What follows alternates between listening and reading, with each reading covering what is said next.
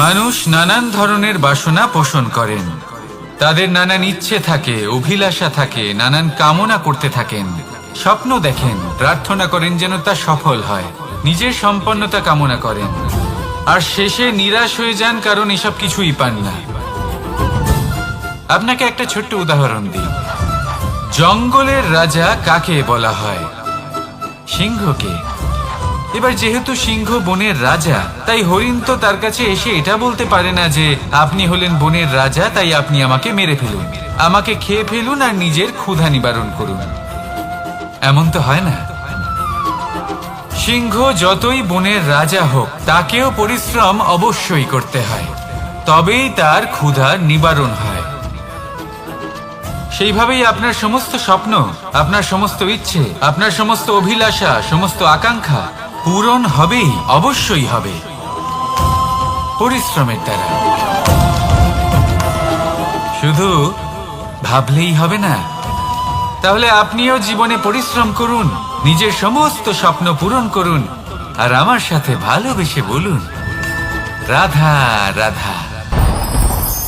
আপনি কি কখনো কোনো উঁচু পর্বতের শিখরে পৌঁছতে পেরেছেন?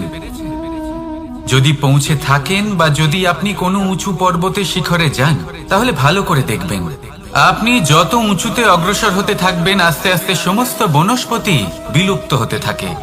তারপরে সমস্ত গাছপালা, পশু পাখি সব বিলুপ্ত হতে থাকে। শেষ পর্যন্ত সেই শিখরে থেকে যায় শুধুমাত্র শান্তি, নীরবতা। আমাদের মানুষের সাথেও এটাই হয়। মানুষ যখন আত্মবিকাশের পথে অগ্রসর হতে থাকে এবং নিজের জীবনের শিখরে পৌঁছতে চায়, তখন তার একা থাকা অত্যন্ত প্রয়োজনীয় হয়। আর তাকে তখন ত্যাগ করতে হয় নিজের সুখ স্বাচ্ছন্দ্য, নিজের সম্পত্তি, নিজের সমৃদ্ধি, নিজের সৌন্দর্য। দেখুন, জীবনের শিখরে পৌঁছনো একেবারেই সহজ কাজ নয়। এ হলো অত্যন্ত দুর্গম এক পথ। কিন্তু যদি আপনি সেখানে পৌঁছতে চান, তাহলে আপনাকে ত্যাগের প্রবৃত্তি জাগিয়ে তুলতে হবে। ত্যাগ কি সেটা জানতে হবে, কারণ ত্যাগের ফলেই মনে শান্তি আসে, আর সেই শান্তির ফলে মনে উৎপন্ন হয় প্রেম। আর এই প্রেমই হলো জীবনের অন্তিম লক্ষ্য। তাহলে আসুন আমার সাথে ভালোবেসে বলুন, রাধা রাধা। অধিকার, এটা না কোনো সাধারণ শব্দ, না কোনো ব্যবসা, নিজেই একটা অদ্ভুত ব্যাপার এই অধিকার। স্বয়ং ঈশ্বর মানুষকে জীবন বাঁচার অধিকার দিয়েছেন। কিন্তু যখন কোনো নারীর অধিকারের প্রশ্ন আসে, তখন সেই অধিকারের সাথে কর্তব্য জুড়ে যায়। এবার নারীর অনেক অধিকারের মধ্যে একটা অধিকার হলো নিজের স্বামী নির্বাচন করা। নির্বাচন করা কে হবে তার অর্ধাঙ্গ, এমন একজন ব্যক্তি নির্বাচন করা যিনি নিজের সাথে, নিজের স্ত্রীর সাথে, সমগ্র পরিবারের সাথে এই সমগ্র সমাজের পরিস্থিতিকে উন্নত করতে পারেন। তাহলে ভাবুন, নিজের জন্য স্বামী বেছে নেওয়া কত বড় অধিকার, আর যোগ্য স্বামী বাছা তার থেকেও বড় কর্তব্য। তাই নারীর অধিকারের সাথে যখন কর্তব্য শব্দ জুড়ে যায়, অধিকার নামক শব্দের মাহাত্ম্য আরো বেড়ে যায়। আপনিও নিজের জীবনে নিজের অধিকারের সাথে কর্তব্যকে জুড়ে দেখুন। যদি এরকম করেন, তাহলে সমস্ত স্বপ্ন পূর্ণ হবে, আর মন প্রসন্ন হয়ে বলবে, রাধা রাধা। কর্ম, কর্ম সর্বদাই শান্ত মনে করুন। ভিতের সেই ইটের মতো করুন যে শান্তভাবে 7 হাত গভীরে অবস্থান করে।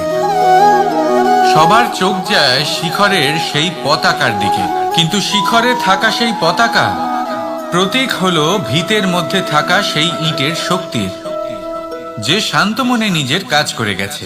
তাই এইভাবেই নিজের কর্ম করুন শান্ত মনে, সন্তোষ ভাব নিয়ে।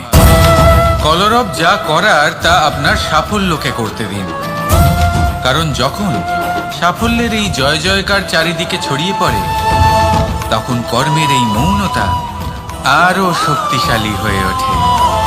তাহলে আসুন আমার সাথে ভালোবেসে বলুন, রাধা রাধা। পরীক্ষা, এমন একটা শব্দ যেটা শুনে সংসারের বেশিরভাগ মানুষই ভয়ভীত হয়ে পড়েন। কারণটা কি? অসফলতার ভয়। পরীক্ষা এই শব্দের যদি আমি অন্য দিকটা দেখাই, তার তাৎপর্য এই নয় যে আপনার দুর্বলতা সবার সামনে তুলে ধরবে। এটা তো হলো সেই যুক্তি যা আপনার বল, সাহস, শক্তিগুলি সবার সম্মুখে তুলে ধরবে। আগে হ্যাঁ, এটাই হলো সেই যুক্তি। আপনি নিজেই কখনো দেখবেন পরীক্ষার সময় আপনার অন্তরের অনেক গুণ বাইরে বেরিয়ে আসে। এমন কোন শক্তির উদ্ভব হয় যার বিষয়ে আপনি নিজেও জানতেন না, ঠিক কিনা? তাই এই পরীক্ষাকে কখনো ভয় পাবেন না। বিশ্বাসের সাথে নির্ভীক হয়ে এটার সম্মুখীন হন। দিনের শেষে এই পরীক্ষা শুধুই আপনাকে উজ্জ্বল করবে, আপনাকে আরো শ্রেষ্ঠ করে তুলবে। তাহলে আসুন আমার সাথে ভালোবেসে বলুন, রাধা রাধা। জলে জলকেলি করতে কে না ভালোবাসেন? আমাদের মধ্যে প্রত্যেক মানুষ চান কোথাও একটা সরোবরে, কোনো নদীতে, জলের মাঝে জলক্রীড়া করে আনন্দ উপভোগ করতে, তাই তো? এবার বলুন, আমাদের মধ্যে এমন কে কে আছেন যারা সাগরের ঢেউয়ের মধ্যে এক পাড় থেকে অন্য পাড়ে সাঁতার কেটে যাবার সাহস রাখেন? কে আছেন এমন?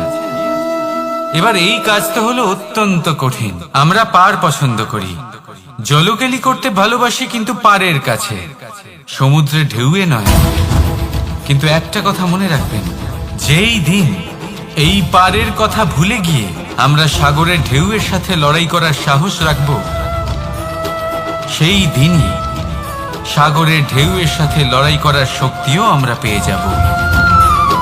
পার আমাদের অত্যন্ত প্রিয়, আমাদের সুরক্ষিত রাখে, কিন্তু এটা আমাদের দুর্বল করে তোলে। তাই এই পারের মায়া ত্যাগ করুন আর সাগরের ঢেউয়ের সাথে লড়াই করার সংকল্প নিন। নিজের প্রতি বিশ্বাস রাখুন, তারপর দেখুন কি হয়। সফলতার শিখরে আপনার এই জীবন পৌঁছবে আর ভালোবেসে বলবে, রাধা রাধা। মানুষ যখনই নিজের জীবনে নতুন কিছু করতে যায় তখন ভয়ভীত হয়ে থাকে। ভাবে, যদি আমি অসফল হই তাহলে কি হবে? কে কি ভাববে? কেউ আমাকে দেখে হাসবে কিনা? যদি আমি আমার মতামত দিই, তাহলে বলবো এইসব পরীক্ষার সম্মুখীন হতে কখনো ভয় পাবেন না। কারণ যাই হোক না কেন, পরিণাম দুটোই হতে পারে। একটা হয় আপনি জিতে যাবেন, দ্বিতীয় পরিণাম আপনি হেরে যাবেন। খুব সোজা। যদি জিততে পারেন, আপনি সবাইকে নেতৃত্ব দিতে পারবেন, কিন্তু যদি আপনি হেরে যান, তাহলে আপনার কাছে সেই অভিজ্ঞতা থাকবে যা দিয়ে আপনি আগামী প্রজন্মের পথপ্রদর্শক হবেন। এবার ভাবুন, এই অভিজ্ঞতা দ্বারা আপনি কাউকে সাহায্য করছেন, যা দিয়ে সে নিজের স্বপ্ন পূরণ করতে পারবে। খুব পুণ্যের বিষয় এটা। একটা সহজ কথা জেনে রাখুন, জয় হোক বা পরাজয়, দুটো একই দিকে নিয়ে যায়, আর সেটা হলো জয়ের দিকে। শুধু নিজের দৃষ্টিভঙ্গি শুভ করে তুলুন আর নিজের পরীক্ষাগুলিকে সীমিত করে তুলবেন না। নিজের এই সীমাগুলিকে আহ্বান জানান। নিজের ব্যক্তিত্বকে বিশাল করে তুলুন, শক্তিশালী করে তুলুন। আর আমার সাথে ভালোবেসে বলুন, রাধা রাধা। এই সম্পর্ক হলো গুরু এবং শিষ্যের। গুরু হলেন ধনুকের সেই প্রত্যঞ্চার মতো, যিনি নিজেকে পেছনে রেখে শিষ্যকে তার গন্তব্যের দিকে এগিয়ে দেন, তাকে নিজের লক্ষ্য ভেদ করতে দেন, আর সর্বদাই কঠোর হয়ে থাকেন যাতে শিষ্য কখনোই নিজের লক্ষ্যচ্যুত না হয়। ধন্য হলেন এমন গুরু যারা শিষ্যকে নিজের গন্তব্যে পৌঁছেও দেন এবং তার সব কৃতিত্ব তাকেই দেন, নিজের শিষ্যকে, নিজের বাণকে। তাহলে আপনারা চিরকাল এরকম গুরুকে মনে রাখবেন, সর্বদা তাদের সম্মান করবেন, সর্বদা তাদের ভালোবাসবেন, কখনো জীবনে পিছিয়ে পড়বেন না আপনি। আসুন আমার সাথে ভালোবেসে বলুন, রাধা রাধা। আপনি কখনো আতর মেখেছেন? একটা শ্রেষ্ঠ আতরের গুণ হলো ওকে মাখার পরে অনেক দিন পর্যন্ত তার সুবাস থেকে যায়। তারপরে আপনি বস্ত্র বদল করুন বা রেখে দিন, তার সুবাস থেকেই যায়। এবার ধরে নিন এই আতর হলো আপনার কর্ম, আর আপনার শরীর, আপনার বস্ত্র হলো আপনার জিহ্বা। যত শ্রেষ্ঠ আপনার কর্ম হবে তত বেশি এই সংসার আপনাকে জানবে। আপনার কর্ম যদি সর্বশ্রেষ্ঠ হয় তাহলে সারা জীবন মনে রাখবে, আর জীবনের পরেও আপনাকে ভুলবে না। এই কর্ম ধর্ম ভেবে পালন করবেন, কারণ এই চিন্তা ভাবনাই সত্য হয়ে সামনে আসে। সেই জন্য ভাবনাকে পুষ্ট করুন, যুক্তিবোধ শ্রেষ্ঠ করে তুলুন। সবকিছু নিজে থেকেই হয়ে যাবে, পথ আপনা থেকেই সামনে চলে আসবে, কর্ম নিজে থেকেই হতে থাকবে। শুধু কর্ম ধর্ম মনে করে পালন করতে থাকুন, আর আমার সাথে ভালোবেসে বলুন, রাধা রাধা। এই জীবন, এই জীবন দেখতে গেলে কিন্তু খুবই কঠিন। এই জীবন কি করি হে নারায়ণ, এটাকে একটু সহজ কি করে করে তোলা যায়, এই প্রশ্নই তো আসছে মনে। এর উত্তর স্বয়ং সেই মানুষের মধ্যেই লুকিয়ে, তার সিদ্ধান্তে, তার নির্বাচনের মধ্যে লুকিয়ে। এবার জীবনের যে কঠিন সময়গুলো থাকে সেগুলো সেই প্রসঙ্গের মতোই হয়। যেমন ধরুন, আপনি হাঁটছেন হাঁটছেন আর হঠাৎ করে পায়ে কাঁটা ফুটে গেল। এবার আপনি কি করবেন? এমনও ব্যক্তি আছেন যারা সেই কষ্টের কারণে, সেই কষ্ট পাওয়ার ভয় পিছিয়ে আসেন। এমনও কিছু ব্যক্তি থাকেন যারা সেই আঘাতে নিরাময় করার জন্য সময় নষ্ট করবেন, কতটা জানি না। এমনও কিছু ব্যক্তি থাকতে পারেন যিনি হয়তো সেই কাঁটাকে তুলে নিয়ে তার ব্যবহার গজালের মতো করবেন, তাকে দেওয়ালে পুঁতে একটা সুন্দর ছবি লাগাবেন, যাতে সেই দেওয়াল আরো সুন্দর দেখতে মনে হয়। এটাই জীবনের সাথেও হতে পারে। এবার দেখুন, জীবন হলো কঠিন নাকি অত্যন্ত কঠিন সেটা গুরুত্বপূর্ণ নয়, সেটাকে সরল করার জন্য আপনি কি করছেন সেটা গুরুত্বপূর্ণ।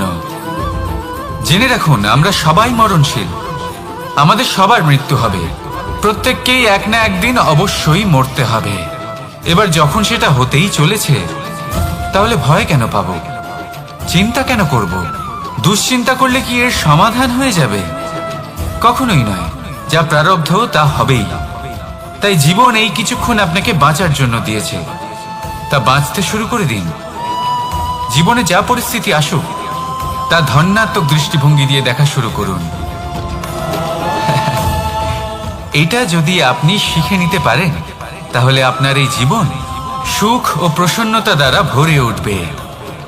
আর এই প্রসন্নতাই আপনি বলবেন, রাধা রাধা। বৃষ্টির জল যখন মেঘের দ্বারা টিপ টিপ করে ঝরে পড়ে তখন কি ভালো লাগে, তাই না? শুধু যে এই আবহাওয়া ভালো করে তোলে তাই নয়, এই মাটিতে সমাহিত হয়ে একটা অত্যন্ত সুন্দর গন্ধ উৎপন্ন করে। এই লতা পাতা, এই বৃক্ষ এদের জীবন দান করে, এদের পুষ্ট করে তোলে, আর তার সাথে অনেক জীবের কল্যাণ করে। কিন্তু ভাবুন, যখন বজ্রপাত হয় তখন কি হয়? এই সমস্ত জলের ফোঁটা অনিয়ন্ত্রিত হয়ে যায়, একটা ভয়ানক বন্যার রূপ নিয়ে নেয়, যা শুধুমাত্র মহাবিনাশ করে। এর সারমর্ম কি? এর সারমর্ম হলো কর্ম করুন, কিন্তু তার নিয়ন্ত্রণ রেখে। যদি আপনি নিয়ন্ত্রণে না থাকেন তাহলে আপনিও জীবনরূপী এই বর্ষার পরিবর্তে ভয়ানক বন্যার রূপ ধারণ করবেন। এবার বিকাশ ঘটাবেন নাকি বিনাশ, সিদ্ধান্ত হলো আপনার।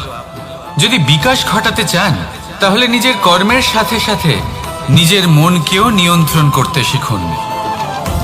এই মনকে সংযত করুন, একে নিয়ন্ত্রণে রাখুন, নিজের কর্মকে নিয়ন্ত্রণে রাখুন, ভারসাম্য বজায় রাখুন। আর আমার সাথে ভালোবেসে বলুন, রাধা রাধা। কখনো ঘোড়া আর তার ঘোড়সওয়ারিকে দেখেছেন? ঘোড়ার ডান এবং বাম দিকে যেন একটা পর্দা লাগানো থাকে। তার কারণ কি? যাতে ঘোড়া অন্য কোনো দিকে দেখতে না পায়, শুধুমাত্র সামনে দেখে আর সেই দিকেই এগোতে থাকে। বলতে গেলে এটা খুব সাধারণ ব্যাপার, কিন্তু এর পেছনে খুব বড় এক বিজ্ঞান লুকিয়ে রয়েছে। আপনি যদি জীবনে নিজের লক্ষ্যে পৌঁছতে চান, তাহলে আপনাকে এদিক ওদিক তাকানো বন্ধ করতে হবে। শুধু সামনে নিজের লক্ষ্যের দিকে তাকিয়ে থাকতে হবে। তখনই জীবনে সাফল্য লাভ করবেন। ঘোড়া তো শুধুমাত্র এক পশু, তার উপরে লাগাম পরাতে হয়, চোখের ডান এবং বাম দিকে পর্দা পরিয়ে দেওয়া হয়। আপনি হলেন মানুষ, আপনাকে লাগাম কে পরাবে? কেউ না। এটা আপনাকে নিজেকেই করতে হবে। মনের গভীরে প্রবেশ করুন আর আবেগগুলিকে লাগাম পরান, তাদের নিয়ন্ত্রণ করতে শিখুন। আর নিজের দৃষ্টি সামনে, শুধু নিজের লক্ষ্যের দিকে। মনে রাখবেন, যদি আপনার দৃষ্টি শুধুমাত্র নিজের লক্ষ্যে থাকে, তাহলে লক্ষ্য ভেদ অবশ্যই করবেন। যদি একাগ্রতা এদিক ওদিক চলে যায়, তাহলে লক্ষ্য হারিয়ে যাবে। রাধা রাধা। যথা রাজা তথা প্রজা, যথা বীজ তথা বৃক্ষ, যথা ভূমি তথা অঙ্কুর। কি সুন্দর শব্দ এগুলি! আর যতটাই সুন্দর ততটাই গভীর হলো তার অর্থ। যেমন রাজা হবেন, প্রজা তেমনই হবেন। যেমন ভূমি হবে, অঙ্কুরও তেমনই হবে। কখনো গভীরে গিয়ে এই কথার অর্থ বোঝার চেষ্টা করেছেন আপনি? রাজা এই শব্দের মূল হলো রজ। রজ কথার অর্থ হলো মাটি। অর্থাৎ রাজা হলেন তিনি যিনি মাটির সাথে যুক্ত। রাজা হলেন তিনি যিনি প্রজাদের সম্মান করবেন, তাদের যত্ন নেবেন, তাদের চোখে জল দেখলেই চিন্তিত হয়ে উঠবেন, তাদের অশ্রু মোছার জন্য সমস্ত সম্ভাব্য চেষ্টা করবেন, তাদের সুখী রাখার জন্য সমস্ত চেষ্টা করবেন। রাজা এরকম হয়। এবার এই সমস্ত গুণ যদি একজন রাজার মধ্যে না থাকে, তাহলে প্রজার মধ্যে অসন্তোষ দেখা যায়। আর এই অসন্তোষ বিদ্রোহের রূপ নেয়। আর এই বিদ্রোহ যে কোনো রূপেই হলো বিনাশকারী। তাহলে রাজার উচিত প্রজাদের রক্ষা করা, এবং প্রজাদেরও উচিত রাজার প্রতি বিশ্বাস রাখা, তার অনুকরণ করা। এই দুজন যখন এক হবেন, তখনই শাসন স্থির হবে, তখনই এই দেশ নিয়ন্ত্রণে থাকবে। যদি দুজনের মধ্যে কোনো একজন নিয়ন্ত্রণ হারান, তখন মহা বিনাশ অবশ্যই হবে। তাহলে রাজা নিজের কর্ম করবেন আর প্রজা নিজের ধর্ম পালন করবেন, আর আমার সাথে ভালোবেসে বলবেন রাধা রাধা। এই বৃক্ষ দেখতে পাচ্ছেন? বটবৃক্ষ। এই সংসারের সব থেকে বড় বৃক্ষের মধ্যে অন্যতম। কি না করে এই বৃক্ষ? অনেক বছর ধরে বেঁচে থাকে এই বৃক্ষ। এই বৃক্ষ সর্বদাই বাড়তে থাকে। কত পশু পাখিদের এই বৃক্ষ আশ্রয় প্রদান করে। পথ চলতি পথচারীদের এই বৃক্ষ ছায়া প্রদান করে, আশ্রয় প্রদান করে, বিশ্রাম করার জায়গা দেয়, শীতল ছায়া দেয়। বটবৃক্ষ সংসারের সব থেকে বড় বৃক্ষদের মধ্যে একটা বৃক্ষ। এই বৃক্ষের বীজ সর্ষে দানার থেকেও ছোট হয়, কিন্তু তা মাটির মধ্যে সমাহিত হয়ে যায়, নিজের খোলসকে ভেঙে প্রথমবার অঙ্কুরিত হয়। আর তারপরে আস্তে আস্তে আস্তে একটা ছোট্ট বীজ একটা বিশাল বটবৃক্ষে পরিণত হয়। জীবনে যদি সাফল্য পেতে চান, তাহলে এইভাবেই এগোতে হবে। ছোট ছোট পদক্ষেপের দ্বারা এই পথ চলা শুরু করতে হবে। সেই জন্য ছোট কাজ করতে কখনো সংকোচ করবেন না, ছোট কাজ করতে কখনো লজ্জা পাবেন না। যদি এই ছোট ছোট কাজ পূর্ণ নিষ্ঠা দিয়ে, পূর্ণ মনোযোগ দিয়ে, সততার সাথে করতে পারেন, তাহলে এই ছোট কাজের আকার বাড়তে থাকবে। তাই কাজগুলিকে কাজের মতোই দেখতে শুরু করুন। ছোট কাজ বা বড় কাজ এরকম ভাববেন না। তাহলে কর্ম করতে থাকুন। জীবনে আপনার অস্তিত্ব বটবৃক্ষের থেকেও বড় করে তুলুন। তাহলে আসুন আর আমার সাথে ভালোবেসে বলুন রাধা রাধা। ভগবান আর ভুল, এই দুই একই অক্ষর দিয়ে শুরু হয়। শুধু তাই নয়, এদের দুজনের রাশিও সমান। এবারে আপনারা বলবেন যে ভগবান, ভুল, এদের মধ্যে কিভাবে মিল থাকতে পারে? অনেক বড় মিল আছে। না শুধু এ এক অক্ষর দিয়ে শুরু হয়, বরং এদের বিজয় মন্ত্রটাও এক। ভগবানকে মানুন, তাকে বিশ্বাস করুন, তাকে স্বীকার করুন। এটা করলে মনের দৃষ্টি থেকে ভগবানকে দেখা যায়, আর উনি আপনাকে সমৃদ্ধ করে তোলেন। ভুলের সাথেও এটাই ঘটে। নিজের ভুল স্বয়ং মেনে নিলে, স্বীকার করে নিলে সব কিছুই স্পষ্টভাবে দেখতে পাবেন। যেদিন থেকে আপনি নিজের ভুল মেনে নিতে শিখবেন, সেদিন থেকে সেই ভুল শোধরানোর প্রক্রিয়াও শুরু হয়ে যাবে। আপনি বুঝে যাবেন নিজের ভুল কিভাবে শোধরাতে হয়।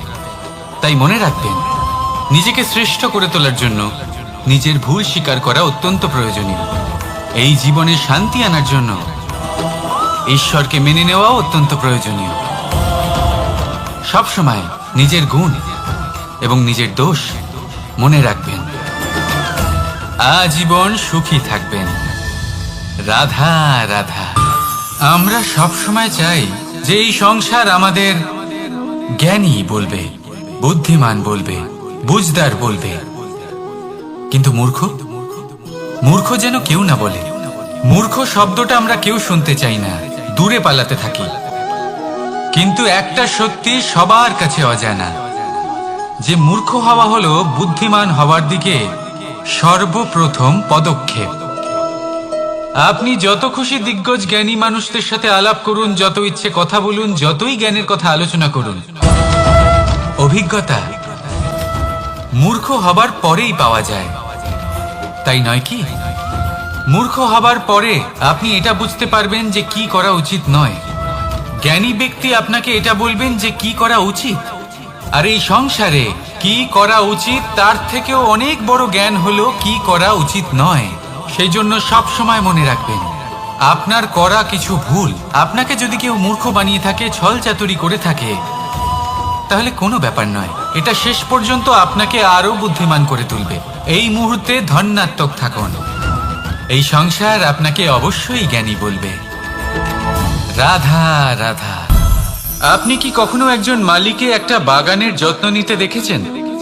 যদি কখনো একটা গাছে উই ধরে যায়, মালি তখন শুধু সেই গাছের নয়, সমস্ত বাগানের চিকিৎসা করায়। আপনারা হয়তো বলবেন, এ কেমন মূর্খতা? যখন উই একটা গাছে লেগেছে, সমস্ত বাগানের চিকিৎসা কেন করাতে হবে? এ তো অযথা পরিশ্রম করা। কিন্তু মালি খুব ভালো করে জানে যে উই হয়তো একটা গাছে লেগেছে, কিন্তু তা সমস্ত বাগানকে নাশ করে দিতে পারে। এবার মালির এই শিক্ষা, এই জ্ঞান অন্য অনেক জায়গাতে প্রযোজ্য। এই সংসারে আমরা শুধুমাত্র নিজের পরিবারের কথাই চিন্তা করি, তাদের যত্ন নিই, চেষ্টা করি যেন তারা ভালো থাকেন, সুখে থাকেন। আর সেই সময় এই সমাজের কিছু বিরোধী মনোভাব এই সমাজকে গ্রাস করে ফেলে, এই সমাজকে নষ্ট করে ফেলে। কিন্তু আমাদের নজর শুধু আমাদের পরিবারে থাকে। সেই জন্য যখন কথা ওঠে রাষ্ট্রের, দেশের, তখন তার জন্য সিদ্ধান্ত নিতে হবে, তখন তার জন্য ত্যাগ করতে হবে। আর মনে রাখবেন, যে সমস্যায় আসুক তার সমাধান পূর্ণরূপে বাঞ্ছনীয়। এই সংসারে প্রত্যেক ব্যক্তি যদি নিজের পরিবারেরও খেয়াল রাখেন এবং সমাজেরও খেয়াল রাখেন এবং সঠিকভাবে এই দেশেরও খেয়াল রাখেন, তবেই এই দেশ সম্পন্ন হতে পারবে। তাহলে আপনিও সেই প্রয়াস করুন, আর আমার সাথে ভালোবেসে বলুন, রাধা রাধা।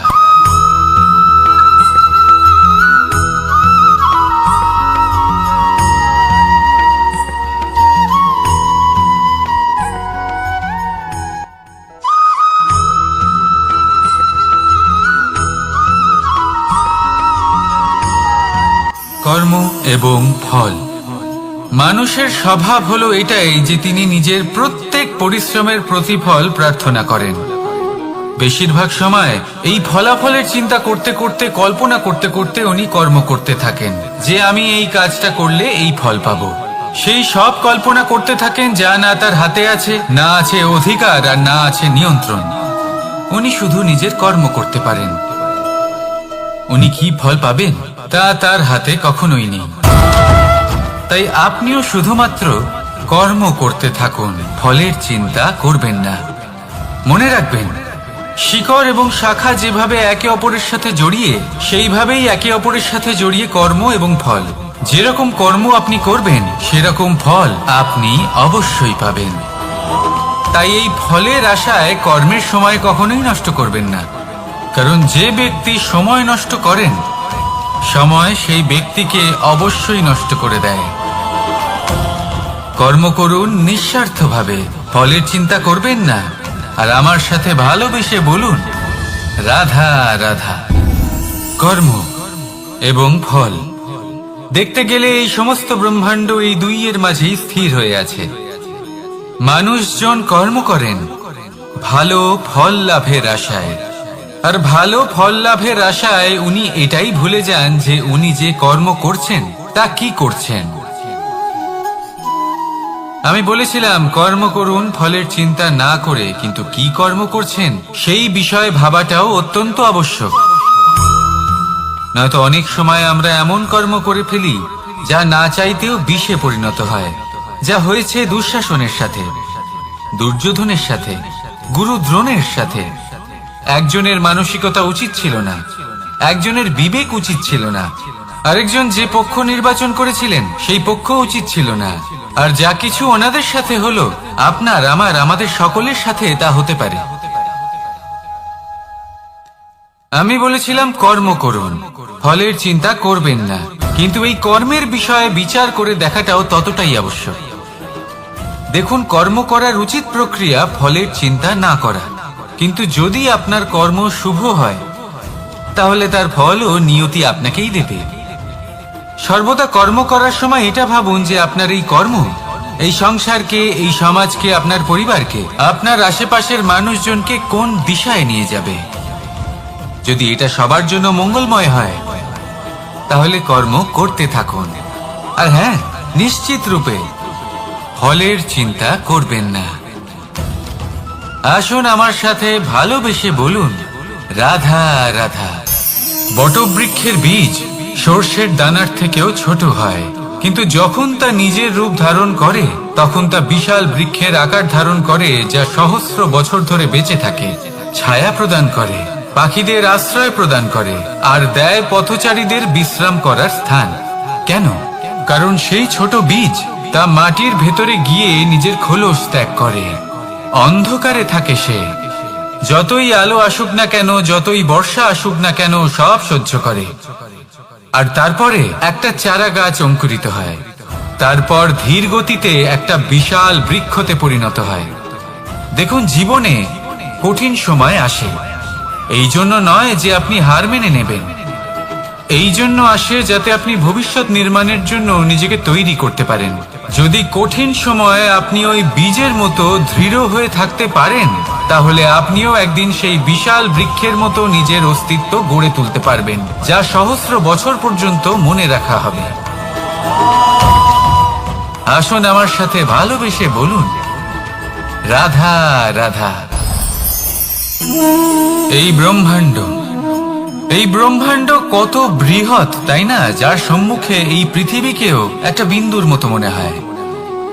আর এই পৃথিবীতে আমরা কে হই, আমাদের আকার কিরকম, আমাদের অস্তিত্বই বা কি? যখন আমরা এভাবে ভাবি তখন মনে হয় আমরা কিছুই নই।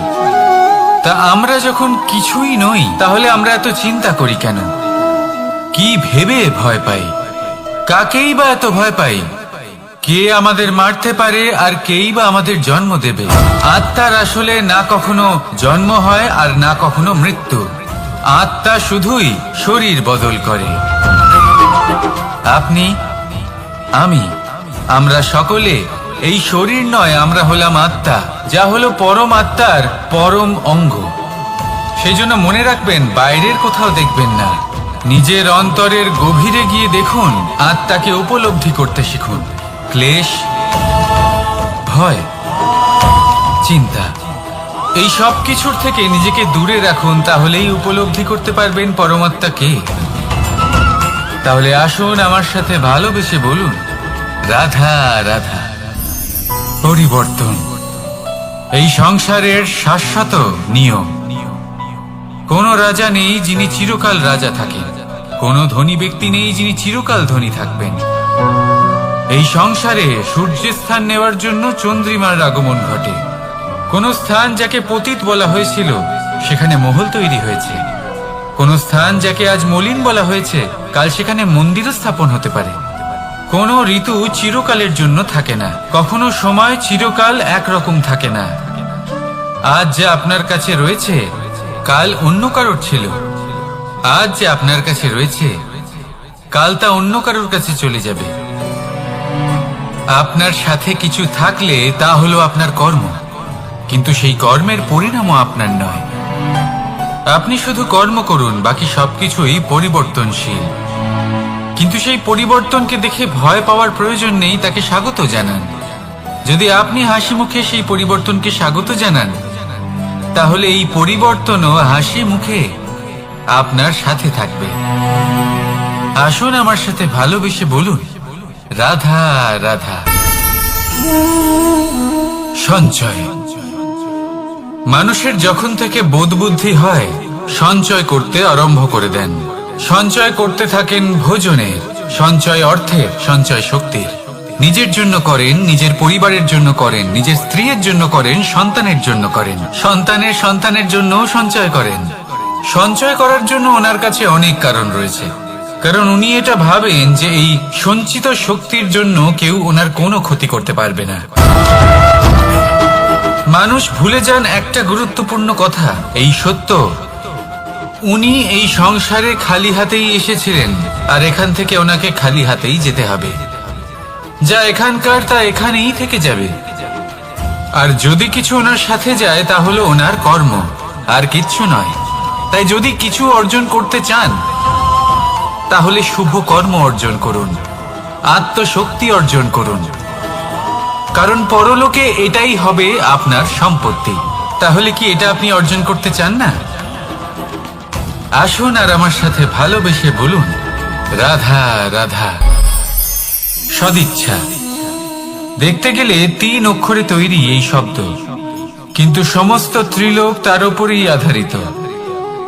আপনি এই সংসারে এসেছেন, তখন অবশ্যই শ্বাস নেবেন, কিন্তু তার বদলে আপনাকে কিছু তো দিতেই হবে। আপনার উপর নির্ভর করছে আপনি কি দেবেন। কি দেবেন এই সংসারকে, এই সমাজকে, নিজের পরিবারকে, আর তার বদলে কি নেবেন? যশ নাকি অপযশ?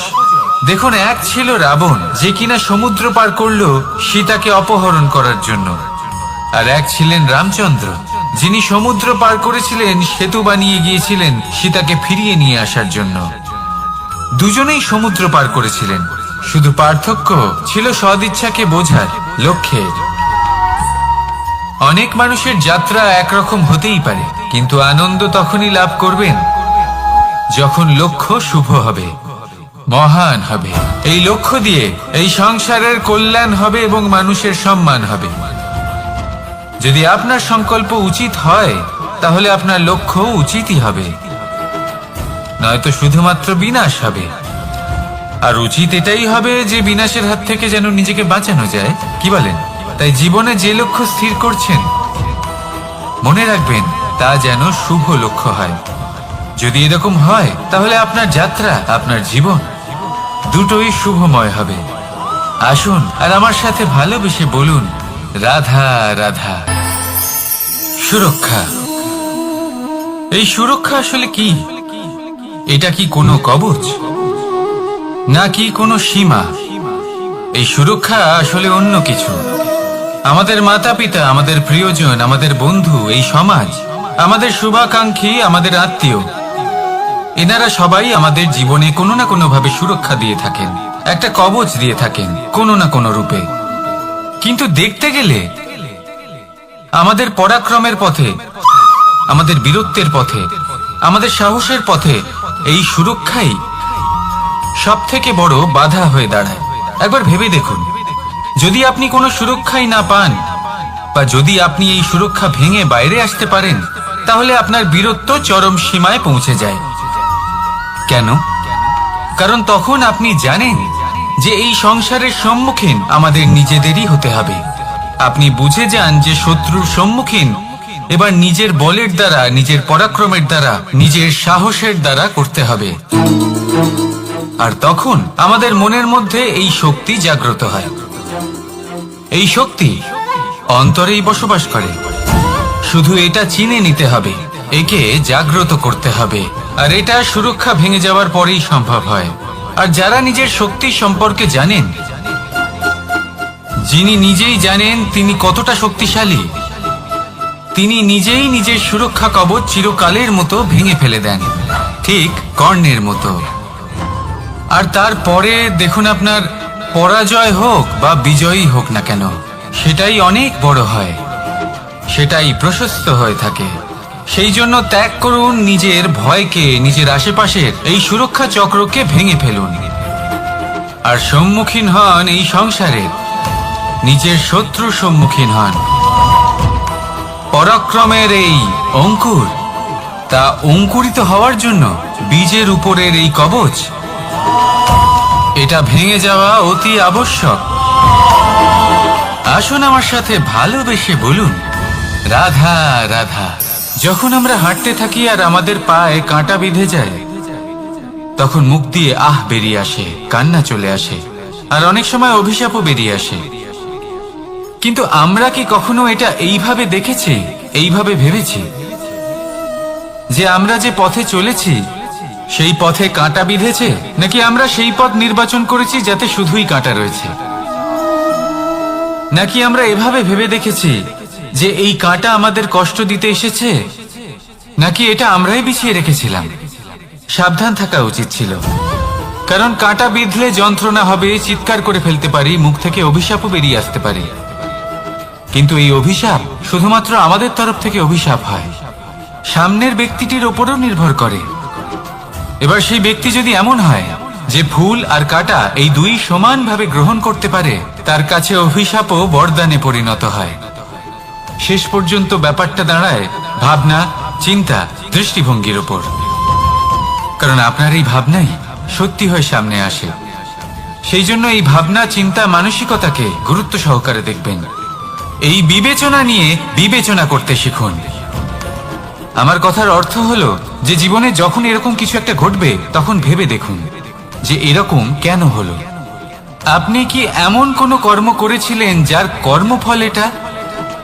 এমন কোনো কাজ যা অনুচিত ছিল, অসত্য ছিল, যা অভদ্রতার কারণ ছিল? ভেবে দেখা প্রয়োজন। দেখুন, ইচ্ছে হলো আপনার যে আপনি কি করতে চান, ভাবনা আপনার, সত্য আপনার, জীবন আপনার, সিদ্ধান্ত আপনার। আসুন আর আমার সাথে ভালোবেসে বলুন, রাধা রাধা। সময়, এই সময় আসলে কি? এই সময় একটা সরল রেখা তো কখনোই নয়।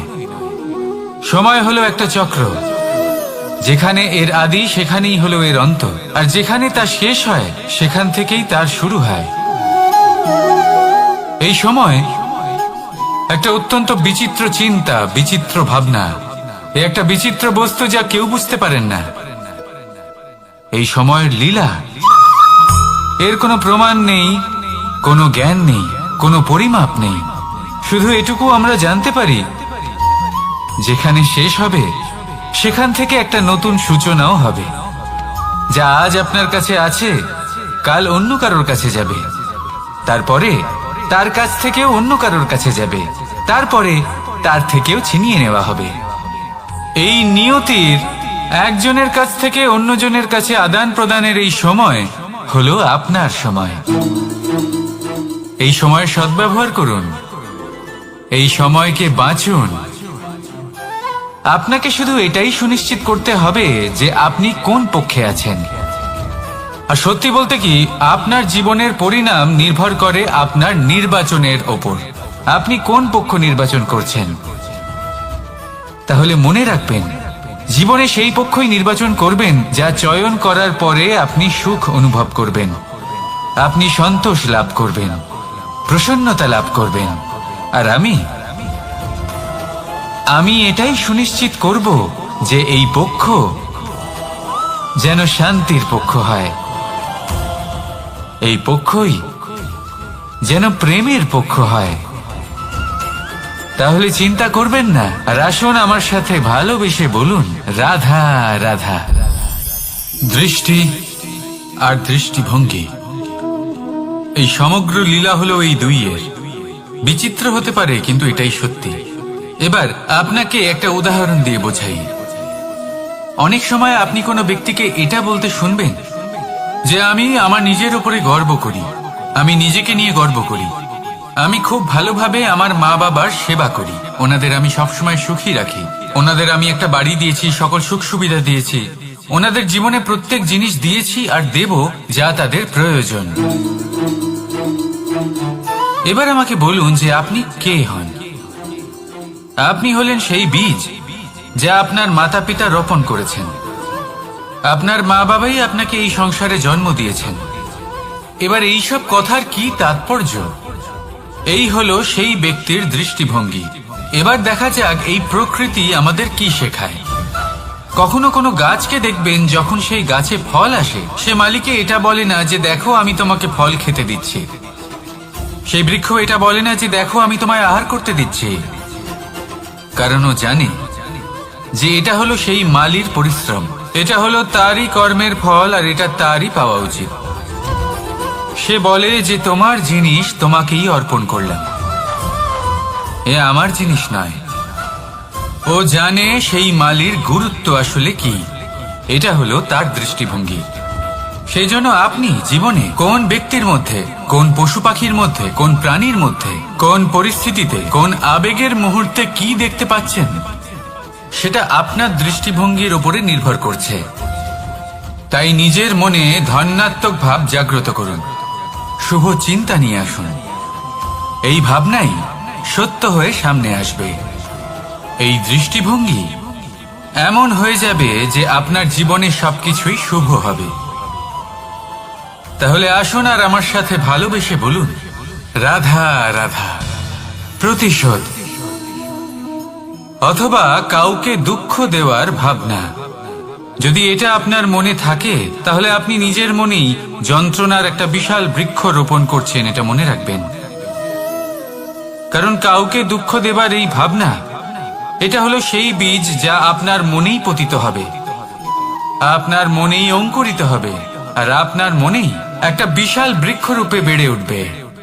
জীবন আপনার, কর্ম আপনার, কাউকে দুঃখ দেবার ভাবনা আপনার ছিল, এই বৃক্ষ হলো আপনার, তাই এর ফলও আপনিই পাবেন, যা গ্রহণও আপনাকেই করতে হবে।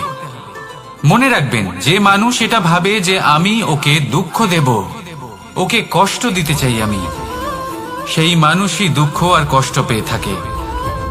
যদি সেই জায়গায় আপনি এটা ভাবেন যে আমি কাউকে সুখী করে তুলতে চাই, কাউকে সুখ প্রদান করতে চাই, তাহলে তারও বীজ আপনার মনেই রোপণ হবে, বৃক্ষে পরিণত হবে, যার ফলও আপনিই পাবেন।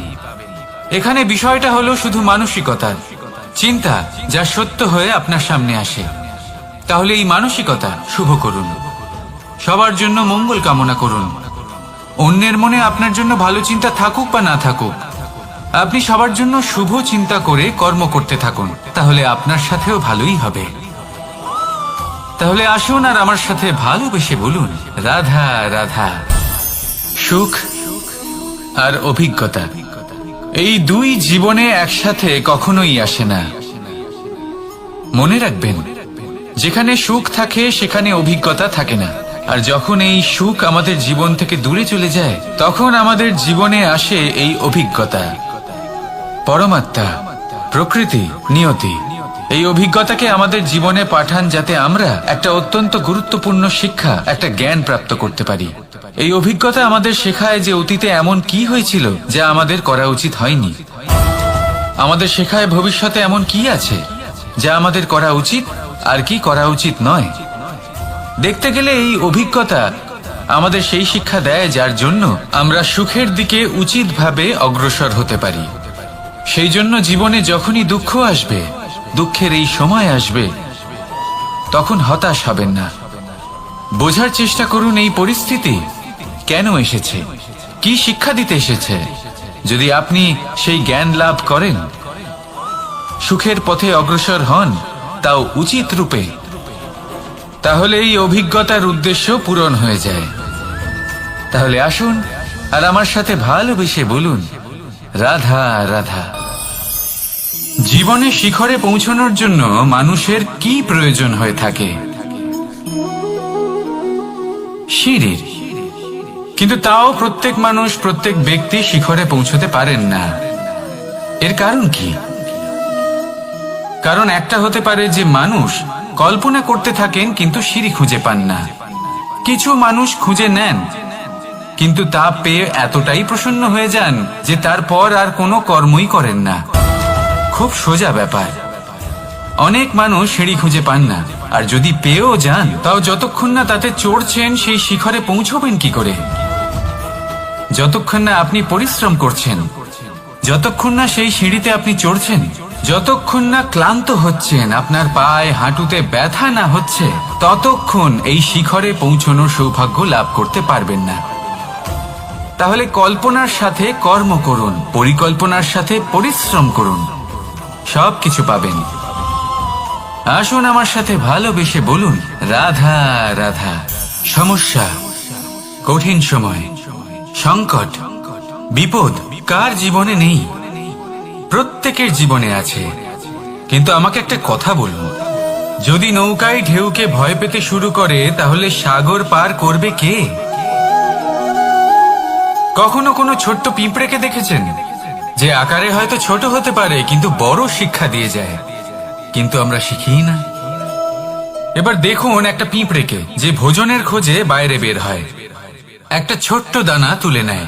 ছোট দানা তোলে কারণ তার থেকে বেশি সে তুলতেই পারবে না। সে দানা নিয়ে চলতে শুরু করে, কোনো দেওয়ালে উঠে পড়ে, আবার পড়েও যায়। সেই দানা দূরে কোথাও একটা পড়ে যায়, তা আবার খোঁজে, তুলে নেয়, আবার চলতে থাকে। পড়ে যায় আবার ওঠে, পড়ে যায় আবার ওঠে। সেই দানাটা রেখে দেয়, আবার বেরিয়ে পড়ে ভোজনের খোঁজে। পরিশ্রম করতে থাকে কিন্তু হার মানে না। এই শিক্ষাই তো আমাদের প্রাপ্ত করতে হবে। নিরন্তর পরিশ্রম আর নির্ভীক হয়ে কর্ম করে যেতে হবে। এটাই হলো সাফল্যের মাধ্যম, এটাই হলো জয়ের মন্ত্র, অচ্যুত অজয় অস্ত্র। তাহলে আসুন আর আমার সাথে ভালোবেসে বলুন, রাধা রাধা। আমরা সকলে চাই আমাদের জীবনে সাফল্য আসুক। আমরা চাই যে এই সংসারে আমাদের খ্যাতি ছড়িয়ে পড়ুক। আমরা চাই যেন আমরা আলোচিত হই। কিন্তু শুধু চাইলেই কি যায় আসে? যদি এই সংসারে আলোচিত হতে হয় তাহলে পরিচিত হতে হবে পরিশ্রমের দ্বারা।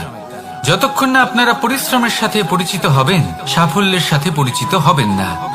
সংঘর্ষ করতে হবে প্রতিদিন, প্রতি বছর। জীবনের সব পরিস্থিতিতেই হয়তো নতুন নতুন বাধা আসবে, নতুন নতুন বিঘ্ন ঘটবে। কিন্তু এটা আবশ্যক নয় যে সমস্ত বিঘ্ন বিনাশের জন্য আসবে। কিছু বিঘ্ন আপনার পথ প্রশস্ত করার জন্য আসবে, আপনার পথ পরিষ্কার করার জন্য আসবে। যদি আপনাকে উদাহরণ দিই, যখন বন্যা আসে, বাড়ি ঘর ভেসে যায়, তখন আমরা হতাশ হয়ে পড়ি, আমরা দুঃখী হয়ে পড়ি।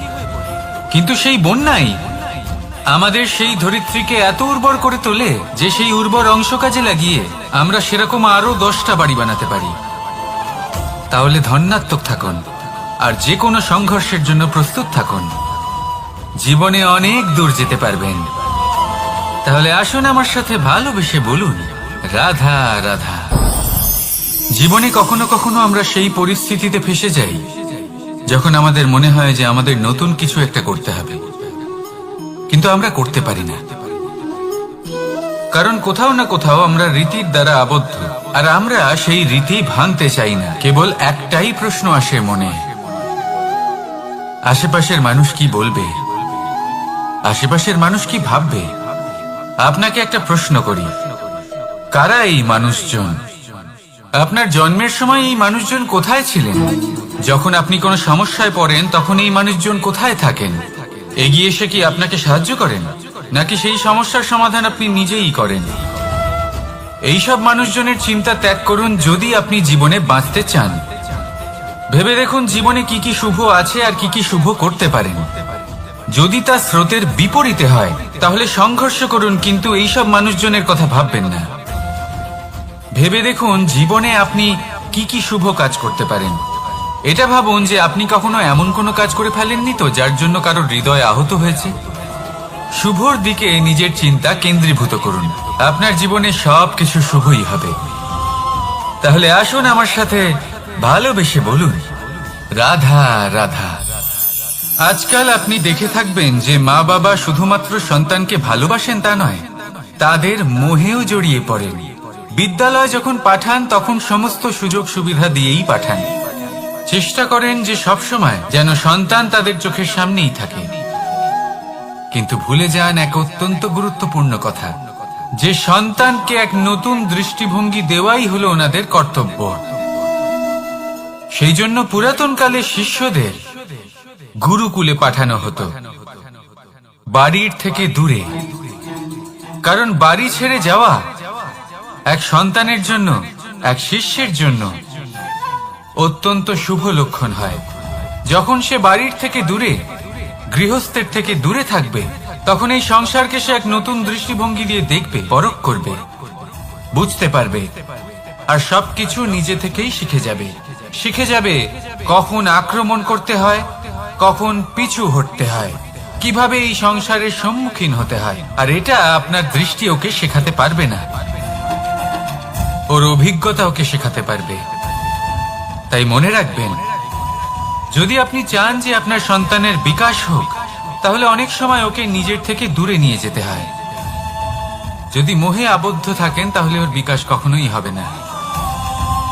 তাহলে আসুন আমার সাথে ভালোবেসে বলুন, রাধা রাধা। কখনো কখনো মানুষ মনে করেন যে সে নিজেই সব থেকে বেশি শক্তিশালী, তিনি হলেন জ্ঞানী। দেখুন, এটা ভালো ব্যাপার যে আপনার মধ্যে শক্তি আছে, জ্ঞান আছে, আর এটা শুধু আপনার জন্য নয়, এই সমস্ত সমাজের জন্য, দেশের জন্য, সমগ্র পৃথিবীর জন্য অত্যন্ত আবশ্যক। কিন্তু এই কথাটাও বোঝা অত্যন্ত আবশ্যক যে এই জ্ঞান যেন কখনো অহংকার না হয়ে ওঠে। যখন মানুষের মধ্যে জ্ঞান থাকে তখন সে রাম হয়ে ওঠে। রাম, যিনি সমুদ্রের বুকে সেতু বানিয়েছিলেন, বানর সেনার দ্বারা রাক্ষস রাজকে পরাজিত করেছিলেন, আর চিরকালের জন্য সবার কাছে আদর্শ হয়ে উঠেছিলেন। আর যদি মানুষের মনে অহংকার জন্মায়, তাহলে সে রাবণ হয়ে ওঠে। দেশে বিদেশে যতই খ্যাতি থাকুক না কেন, সে রাক্ষস হয়ে ওঠে, নিজের সাথে সাথে সমস্ত কুলের বিনাশ করে বসে। এবার জ্ঞান নাকি অহংকার, আপনার কি চাই সেই সিদ্ধান্ত আপনার, আর আপনার এই সিদ্ধান্তই নিশ্চিত করবে যে আপনার কর্ম কি হবে, আর আপনার এই কর্মই নিশ্চিত করে দেবে আপনার প্রারব্ধ কি হবে। তাহলে শুভ কর্ম করুন আর আমার সাথে ভালোবেসে বলুন, রাধা রাধা। কোনো বাগানের কোনো বৃক্ষকে দেখেছেন যেখানে সুগন্ধি ফুল থাকে, রসালো ফল থাকে, তখন মন প্রফুল্ল হয়ে ওঠে, মন থেকে সেই বৃক্ষের প্রতি ভালোবাসা জন্মায়। কিন্তু যিনি বাগানের মালিক, শুধুমাত্র তিনিই জানেন যে কিভাবে এই বৃক্ষকে আগলে রাখতে হয়, কিভাবে তার পরিচর্যা করলে এতে সুন্দর সুগন্ধি ফুল হবে, রসালো ফল হবে। কখনো কখনো প্রয়োজনের থেকে বেশি রোদ পেলে এই বৃক্ষগুলি শুকিয়ে যায়, প্রয়োজনের থেকে কম রোদ পেলেও এই বৃক্ষ কিন্তু শুকিয়ে যায়। প্রয়োজনের থেকে কম জল যদি পায়, এই বৃক্ষ শুকিয়ে যেতে পারে। প্রয়োজনের থেকে অতিরিক্ত জল যদি পায়, তখনও এই বৃক্ষের শিকড়গুলি নষ্ট হয়ে যেতে পারে। এবার এটাই কিন্তু আমাদের সংসারের সাথেও হয়। আমাদের সংসারের সকল প্রতিভাশালী ব্যক্তি, যেমন লেখক, বিচারক, প্রবক্তা, যোদ্ধা, এদের সবার ক্ষেত্রে এই কথাটাই প্রযোজ্য। যদি বেশি প্রশংসা করা হয়, তাহলেও এরা হারিয়ে যাবেন। প্রয়োজনের থেকে বেশি যদি নিন্দা করা হয়, তখনও তারা নত হয়ে পড়বেন।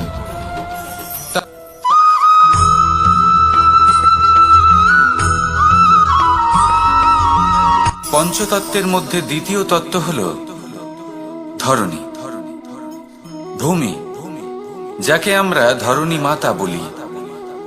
এই ধরণী ধৈর্য ধারণ করে, আর এর ওপরেই আমাদের সমগ্র সংসার নির্ভরশীল। কারণ এই ভূমি সহ্য ক্ষমতা রাখে, এর সহ্য ক্ষমতা হলো অপরিসীম। সন্তান যতই আঘাত প্রদান করুক না কেন প্রেম পূর্বক সহ্য করে, আর তার বদলে অমূল্য রত্ন প্রদান করে। সন্তান যদি হাল চালায় তাহলে তার বদলে তাকে অন্ন প্রদান করে। এটাই হলো ধরনী। এবার এর থেকে আমরা কি শিক্ষা পেতে পারি? এটাই যে কারোর জন্য কিছু করা বা কাউকে কিছু দেওয়া মনে কোনো কামনা ছাড়াই। আর এই কথাটা বুঝে যান, যদি কারোর জন্য কামনা না রেখে বা কোনো পাওয়ার আশা না রেখে কারোর জন্য কিছু করেন বা কারোকে কিছু দেন, যদি এটা আপনি শিখতে পারেন তবে আপনি ভালোবাসতে শিখে গেছেন।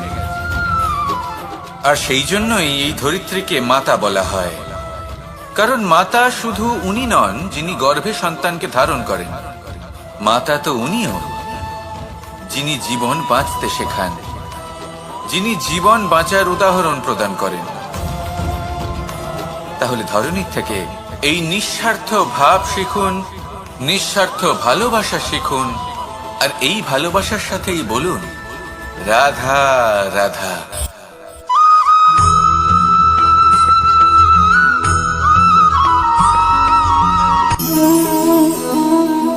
নিয়তি।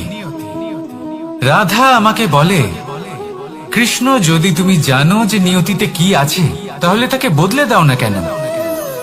মহাদেব আমাকে বলেন যে শ্রীকৃষ্ণ, যদি আপনি এটা জানেন যে সাম্বের নিয়তি এটাই, তাহলে আপনি তাকে বদলানোর চেষ্টা কেন করেন? কেন?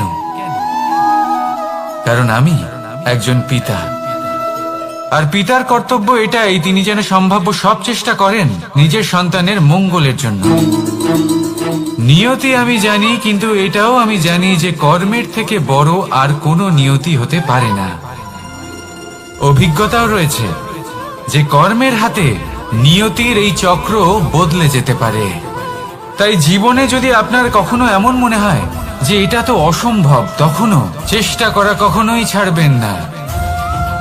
কে বলতে পারে আপনারই কর্মের কোনো এক বীজ হয়তো নিয়তির চাকায় আটকে গেল, আর নিয়তিকে নিজের পথ পাল্টাতে হলো, ঠিক কিনা?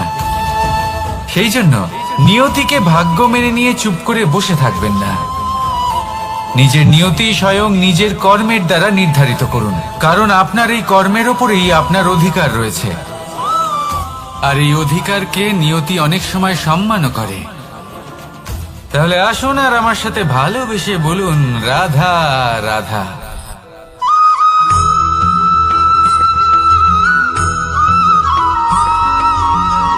মানুষ ভাবেন যে ধন অর্জন করা হলো অত্যন্ত গুরুত্বপূর্ণ।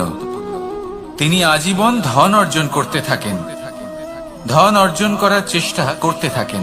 সে যাই হয়ে যাক না কেন, পরিশ্রম করতে থাকেন। স্বাস্থ্যের দিকে নজর দেন না, না উচিত সময় খাবার খান, না উচিত সময় ঘুমোতে যান, না পর্যাপ্ত সময় পর্যন্ত ঘুমন, কিছুই না। ধন অর্জন করতেই থাকেন, করতেই থাকেন। আর কিছু সময় পরে যখন তিনি অসংখ্য ধন লাভ করে ফেলেন, তখন তার সাথে ওনার শরীরে অনেক রোগ বাসা বাঁধে। এইসব রোগের উপচার করতে করতে সেই সমস্ত ধন যা উনি অর্জন করেছেন তা তিনি ব্যয় করে ফেলেন। শেষ পর্যন্ত কি হয়? আমরা যেভাবে এসেছি ঠিক সেইভাবেই ফিরে যাই, ধন এখানেই থেকে যায়। দেখুন, একটা অত্যন্ত গুরুত্বপূর্ণ কথা রয়েছে যে আপনার বোঝা উচিত। এই যে ধন, তার ব্যবহার করুন জীবনকে আরো ভালো করে তোলার জন্য। ধনের সদ্ব্যবহার করা উচিত, এমন যেন না হয় এই ধন আপনাকে ভোগ করে ফেলে। এই জীবনকে নিশ্চিত রূপে আরো শ্রেষ্ঠ করে তুলুন। কিন্তু এই ধন অর্জন করার এই প্রক্রিয়াতে নিজের সারা জীবনকে নষ্ট করে ফেলবেন না। এই জীবন উপভোগ করতে শিখুন, আর আমার সাথে ভালোবেসে বলুন রাধা রাধা।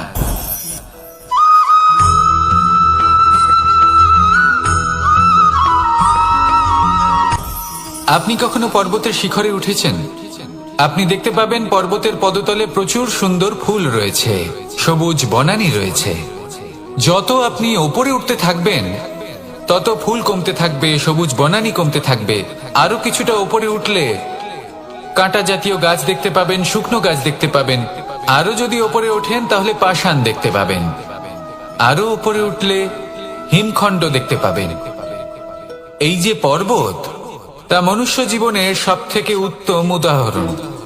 মানুষ যখন সাফল্যের শিখরে পৌঁছতে চান, মহানুভবতার শিখরে পৌঁছতে চান, পথে যত আস্তে আস্তে উপরে উঠতে থাকেন, ততই ভৌতিক বস্তু তার থেকে বিচ্ছিন্ন হতে থাকে।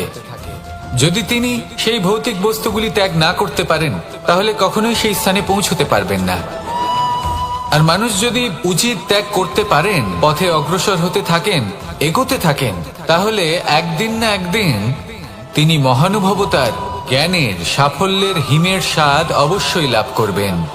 মনে রাখবেন, মানব জীবনে ত্যাগ হলো অত্যন্ত গুরুত্বপূর্ণ অংশ। আসুন আমার সাথে ভালোবেসে বলুন, রাধা রাধা।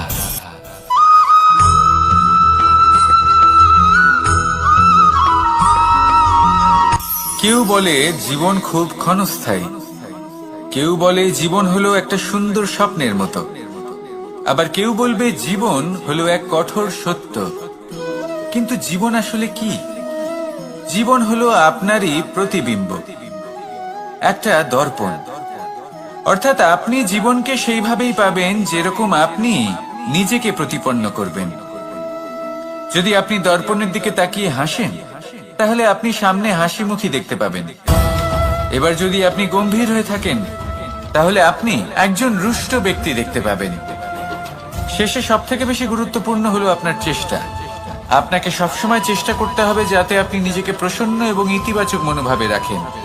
এটা হলো আপনারই উত্তরদায়িত্ব, তাকে পালন করুন। এই মনকে প্রসন্ন রাখুন, এই সংসারকে সুন্দর বলে মনে হবে। আর এই মন প্রসন্ন হয়ে বলবে, রাধা রাধা।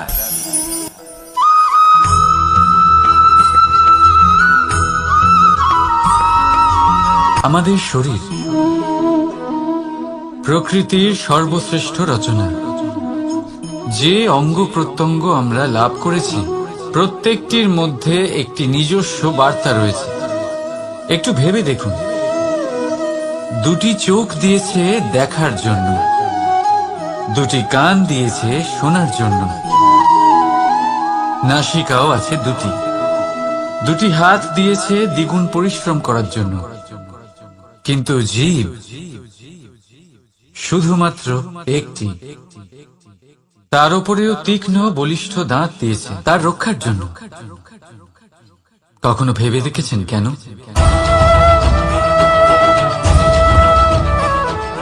কারণ শব্দ আর শব্দের প্রয়োগ মানুষের সবচেয়ে বড় অস্ত্র, যার প্রয়োগ যত ভেবে চিন্তে করা যায়, মানুষ তার জীবনে ততটাই উপরে উঠতে পারে। তাহলে মনে রাখুন, দেখুন, শুনুন আর বুঝুন বেশি, বলুন কম। রাধা রাধা।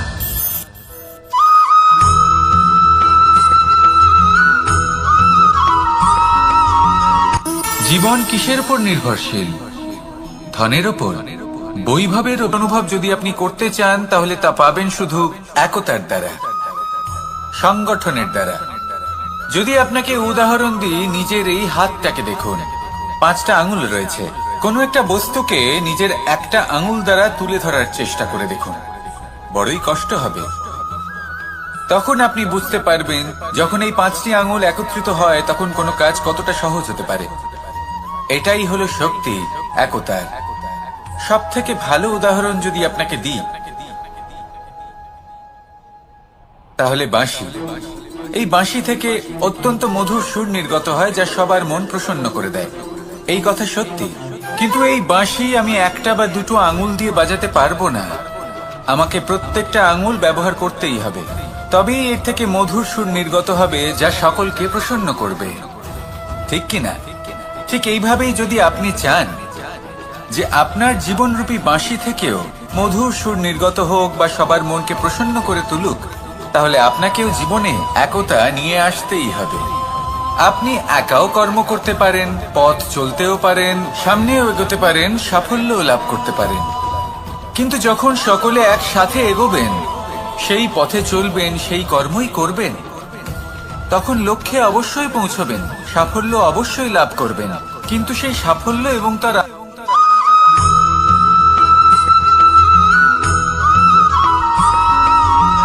এই সংসারে সব থেকে বেশি কোমল বস্তু হলো রেশম।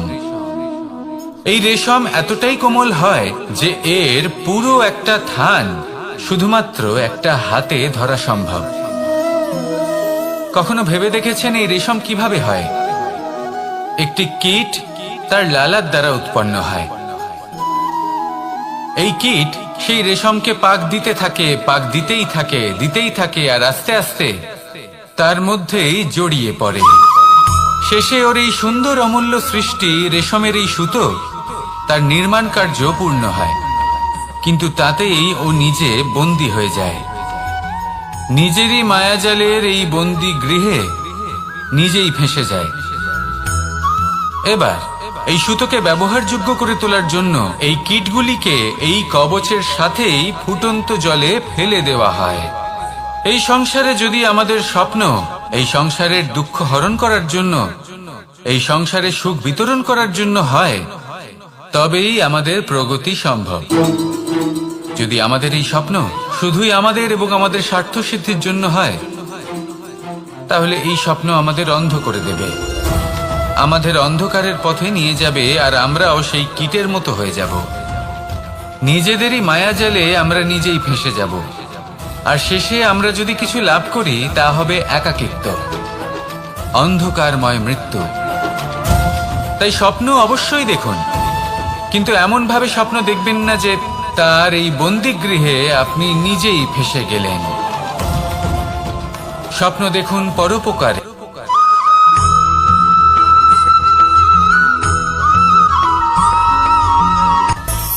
মানুষের মধ্যে একটা বিচিত্র প্রবৃত্তি থাকে, অন্য সকলের বিষয়ে, তাদের জীবনের বিষয়ে, তাদের ব্যক্তিত্বের বিষয়ে, তাদের ভবিষ্যতের বিষয়ে অনুমান করা।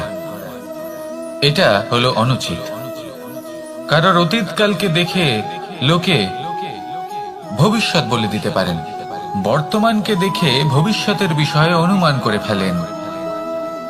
উদাহরণ দিতে হলে বলবো, কোনো দাসকে দেখুন, ওকে দেখে লোকে বলে যে ওর ভবিষ্যৎ সেটাই হতে পারে, অনুমান করে ফেলেন।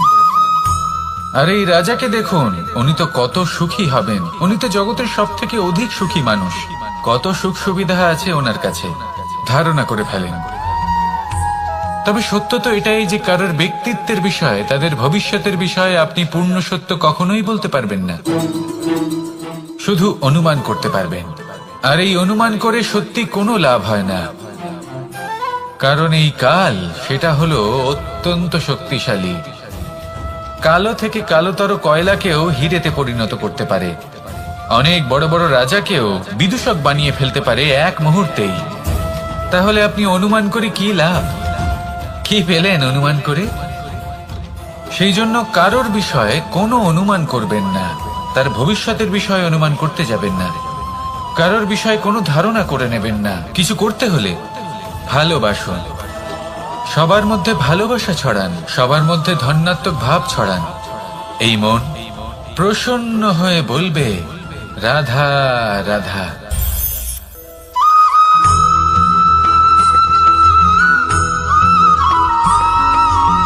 পঞ্চতত্ত্বের মধ্যে দ্বিতীয় তত্ত্ব হল ধরণী, ভূমি, যাকে আমরা ধরণী মাতা বলি। এই ধরণী ধৈর্য ধারণ করে, আর এর উপরেই আমাদের সমগ্র সংসার নির্ভরশীল। কারণ এই ভূমি সহ্য ক্ষমতা রাখে, এর সহ্য ক্ষমতা হলো অপরিসীম। সন্তান যতই আঘাত প্রদান করুক না কেন, প্রেম পূর্বক সহ্য করে, আর তার বদলে অমূল্য রত্ন প্রদান করে। সন্তান যদি হাল চালায়, তাহলে তার বদলে তাকে অন্ন প্রদান করে। এটাই হলো ধরণী। এবার এর থেকে আমরা কি শিক্ষা পেতে পারি? এটাই যে কারোর জন্য কিছু করা বা কাউকে কিছু দেওয়া মনে কোনো কামনা ছাড়াই। আর এই কথাটা বুঝে যান, যদি কারোর জন্য কামনা না রেখে বা কোনো পাওয়ার আশা না রেখে কারোর জন্য কিছু করেন বা কারোকে কিছু দেন, যদি এটা আপনি শিখতে পারেন, তবে আপনি ভালোবাসতে শিখে গেছেন। আর সেই জন্যই এই ধরিত্রীকে মাতা বলা হয়। কারণ মাতা শুধু উনি নন যিনি গর্ভে সন্তানকে ধারণ করেন, মাতা তো উনিও। যিনি জীবন বাঁচতে শেখান, যিনি জীবন বাঁচার উদাহরণ প্রদান করেন। তাহলে ধরনীর থেকে এই নিঃস্বার্থ ভাব শিখুন, নিঃস্বার্থ ভালোবাসা শিখুন, আর এই ভালোবাসার সাথেই বলুন রাধা রাধা।